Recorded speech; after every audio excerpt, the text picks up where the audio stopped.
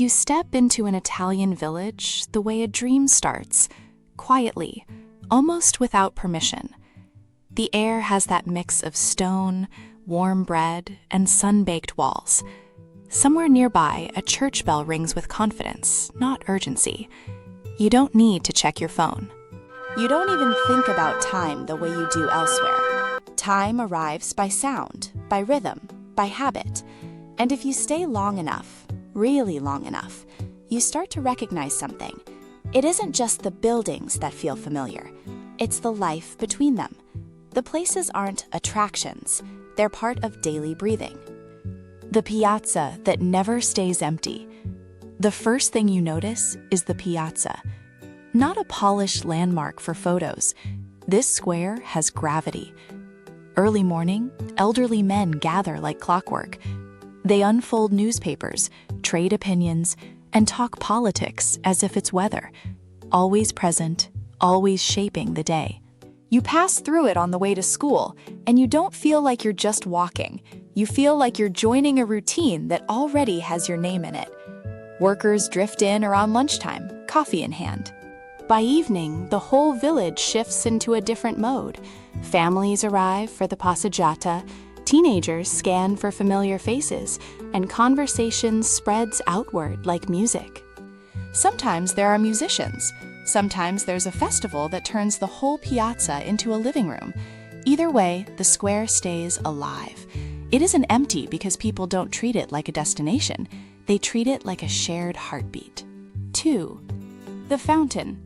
Water, yes. Also conversation. A little farther on, you see the fountain. Long before bottled water became a default, this was where people filled bottles and brought home fresh water. In summer, children splash and laugh, and the stone edges get worn smooth by years of hands and jugs. Even when more homes gained running water, the fountain didn't lose its role. It stayed useful, but also social. Women stopped there while carrying groceries. Travelers refill supplies before continuing. You don't just get water, you bump into someone you know. The bakery, bread that doesn't wait. Now follow the smell. Fresh bread has a way of rewriting your schedule. The bakery opens early, and the scent spreads down narrow streets like a promise.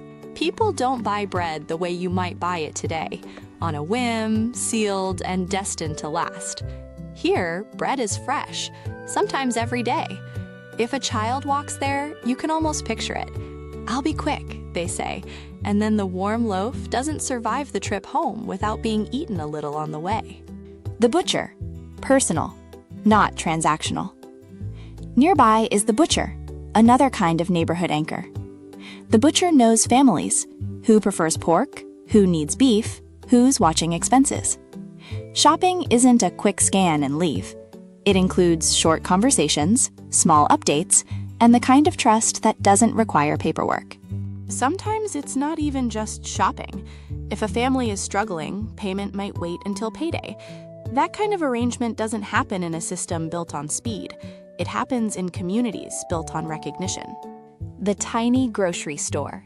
Everything plus understanding. Next comes the small grocery store, the kind that sells almost everything you didn't realize you needed. Beans, rice, sugar, olive oil, soap, coffee, candy for children. The owner learns faces, habits, and names. And if you think modern supermarkets solved problems of convenience, you're not wrong, but they rarely replicate the relationship. In the village grocery, the storeholder often knows who needs help before anyone has to explain it. 6. Bicycles everywhere. Movement without noise. You look down the street and bicycles appear, leaning near doorways, parked beside stone walls, resting like they belong there. Before heavy traffic took over, bikes weren't a hobby. They were how you got to school, visited friends, and reached nearby farms. Even grandparents manage visits by bicycle. Cars exist, but you don't feel dominated by them. The village streets don't feel like you have to drive around life. You just live on them. Then there's the local cafe. It's not only for tourists or special occasions, it's for regulars. Coffee brings people together in a way that feels almost effortless. Older men might play cards. Friends talk football like it's a long-running storyline. Travelers rest there, and business deals can happen over tiny cups of espresso. The cafe becomes a second home for those who stop there daily, or even hourly. But as modern life speeds up, the atmosphere changes. Televisions glow, phones interrupt, and conversations that used to stretch longer become shorter, more efficient, less slow and shared. And you can't miss the bells. The village's church marks the day without needing a watch. You learn the hours by sound: morning, noon, evening. Weddings, funerals, festivals, Sunday Mass.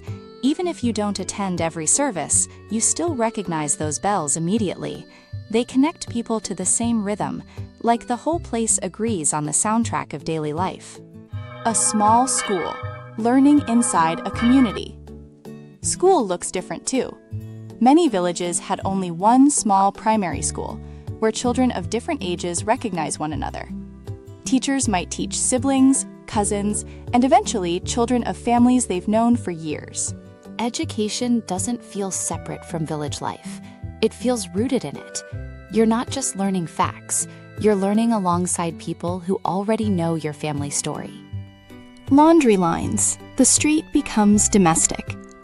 You notice laundry hanging between buildings. White sheets, colorful shirts, children's clothes bright against old stone. It isn't messy or inconvenient. It's normal. Visitors might admire the charm, but locals hardly pay attention. It belongs in the landscape. The village itself becomes part of daily life, like the streets are also the home's extension. Outside cafes and near front doors, elderly people sit and observe. On benches, in doorways, in slow sun. Their attention isn't intrusive, it's protective. Children joke they know every secret before their parents do, but that knowing carries safety. In a village, someone is always watching out, even when nobody announces they're doing it. Then you hear it. Voices. From open windows, neighbors talk across the street. Someone asks if another family needs bread. Someone else shares a recipe. An invitation to coffee floats through the air like it's just another ingredient. You don't feel like you're intruding. You feel like the neighborhood is naturally connected. Nobody thinks, how do I contact them? They simply speak. Your walk brings you to the tailor.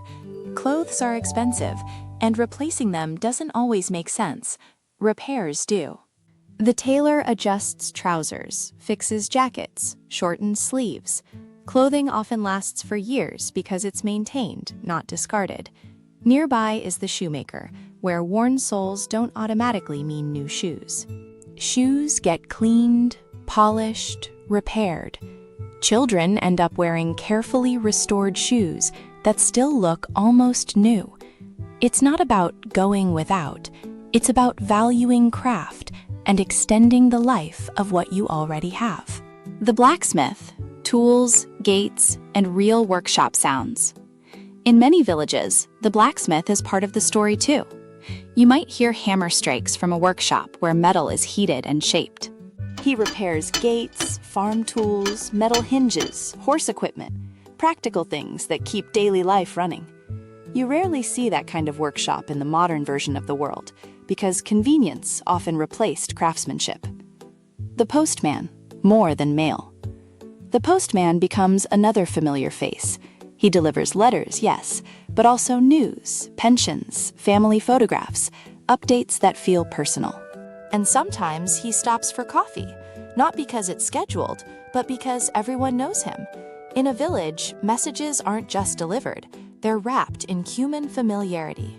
Markets in the piazza. Shopping is a social event. Every week, markets transform the village. Stalls fill the piazza with vegetables, cheese, olives, fruit, flowers. Children follow parents through crowds, excited by the movement and the colors. Buying tomatoes becomes more than buying tomatoes. It's where you meet friends, compare prices, catch up on local news, and maybe argue a little, because even that becomes part of community. Then you notice something that feels almost impossible now. Many homes keep their front doors open during warm afternoons. Neighbors step inside briefly. Someone borrows sugar. Someone returns a bowl. Someone invites friends for dinner. There's a softer line between private life and community life here. No appointment, no pre-message, sometimes not even a knock, just presence. Passeggiata, the walk that isn't about going somewhere. As evening approaches, the village does what it always does, the passeggiata. No formal invitation required. It simply happens. Families step outside after dinner. Grandparents walk arm in arm. Children race ahead. Teenagers search for familiar faces. Friends stop every few meters, talk, reconnect, and then move again. The walk itself isn't the destination. Being together is. The barber shop, conversation longer than the haircut. You might pass by the barber shop and find men gathered there, not only for haircuts, but for news and debate, football talk, politics, laughter, arguments that end with a grin. Sometimes a haircut takes 15 minutes. The conversation takes an hour. The barber often remembers stories stretching back decades, and he knows families by heart, not just by location. Another workshop exists too, small, practical, and patient. It's where broken chairs, wooden doors, farm tools, and kitchen tables return to usefulness. Nothing useful gets thrown away quickly. If it can be fixed, it gets fixed. People trust hands and experience more than new things that arrive factory-made and soon become obsolete. Making wine together, work that becomes memory. One tradition almost disappearing is making wine together. When grape harvest season arrives, relatives come from every direction. Buckets fill quickly. Children carry small baskets. Adults work side by side. The work is hard, but laughter comes easily, because the point isn't only the bottles.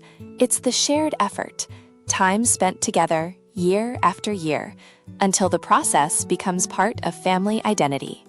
Olive harvest season carries a similar spirit. Families gather beneath ancient trees. Grandparents teach children how to recognize the best olives.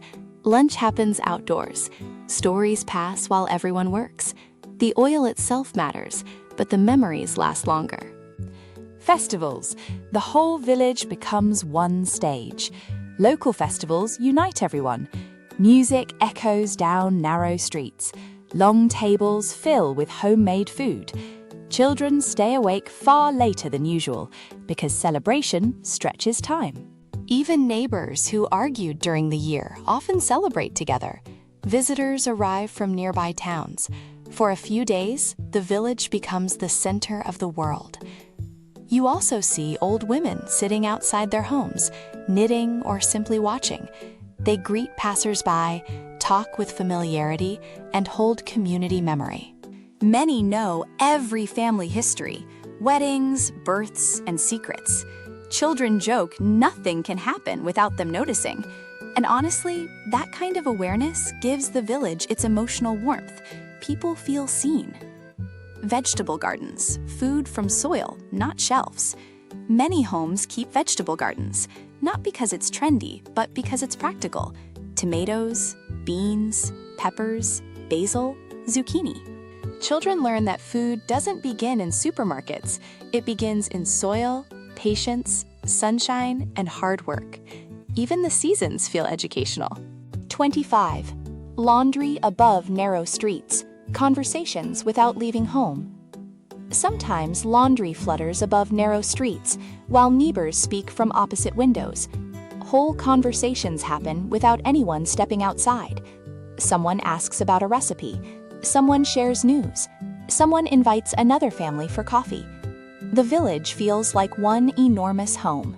Someone who can fix almost anything. Every village also has someone who can fix almost everything. The bicycle, the radio, the clock, the kitchen cabinet. People admire skill. Replacing something useful becomes the last option, not the first.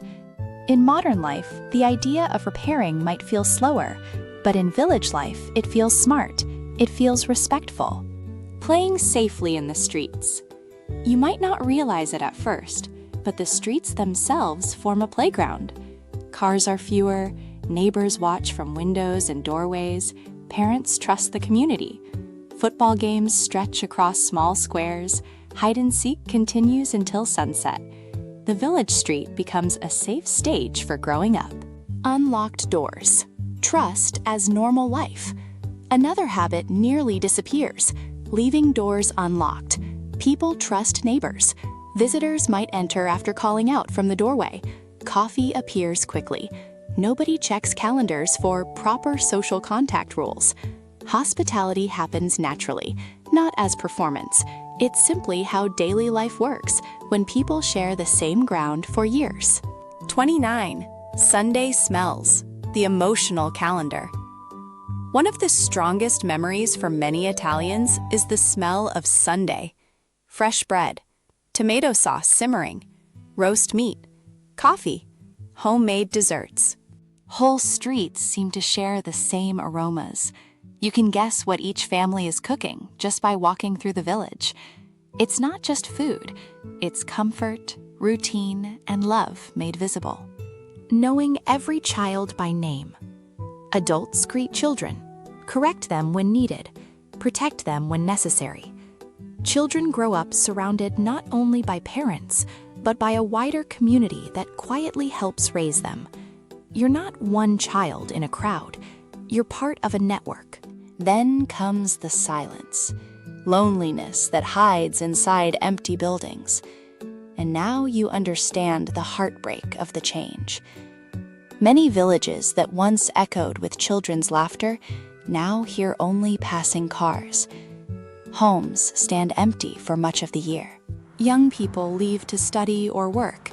Older generations remain behind, and the buildings survive while the life inside them shifts into something quieter, slower, but not always in a good way. Lonely silence isn't peaceful. It's the sound of routine fading. Modern life changed things, not on purpose, but all the same. It's important to say this clearly. Old village life wasn't perfect. Work was demanding. Money could be limited. Opportunities could feel scarce. People wanted bigger cities, better jobs, easier lives. Many found them. And honestly, modern Italy has brought real improvements: healthcare, education, technology, travel, comfort. Life is easier in many ways. But as life became faster, some village traditions faded quietly. No single announcement marked their ending. No newspaper reported the last day. Instead, one bakery closed. One tailor retired. One football game in the piazza was played for the last time. One family stopped making wine together. Nobody knew it would be the last. The saddest part, it didn't disappear all at once. The saddest part is how gradual it was. Old Italy didn't vanish in dramatic silence. It faded one ordinary day at a time.